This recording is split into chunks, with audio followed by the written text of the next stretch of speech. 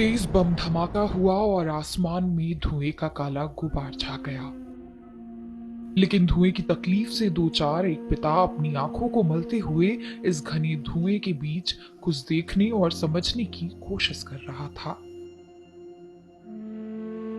ये कहानी उस पिता की है जिसने एक मलबे में अपनी जान के टुकड़े मासूम बच्चे को जख्मी हालात में पाया।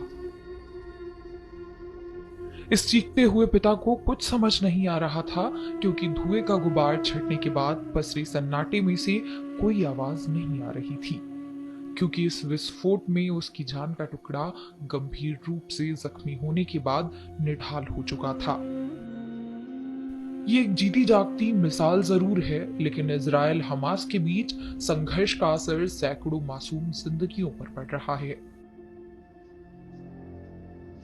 युद्ध की जद में आए इलाकों से हर दिन दर्दनाक और कपा देने वाली तस्वीरें सामने आ रही हैं। ये तस्वीरें भी उन्हीं भयावह और दर्दनाक तस्वीरों का हिस्सा है।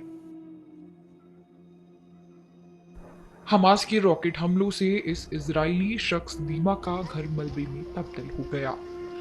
इस हमले में उनका 2 साल का बेटा बुरी तरह से घायल हो गया। दीमा अपने परिवार के साथ खुशी खुशी रह रहे थे। उन्होंने कभी सोचा नहीं होगा कि उनके परिवार को ऐसी स्थिति का सामना करना पड़ेगा। I'm sleeping in the rockets in house.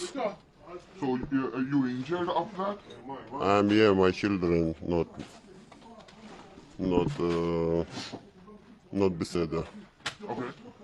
So Not good. not good. So entire house was destroyed. Yeah, it's what is this? It's right. Yeah, it's right. अब दीमा गाजा को दंडित करने के लिए अपने देश के ऑपरेशन आयरन स्वार्ड्स का समर्थन कर रहा है और अपने इस दर्द का बदला चाहता है। बता दें कि इजराइल और गाजा पट्टी में हजारों लोग उसी दर्द से पीड़ित हैं जिससे दीमा और उनका परिवार गुजर रहा है।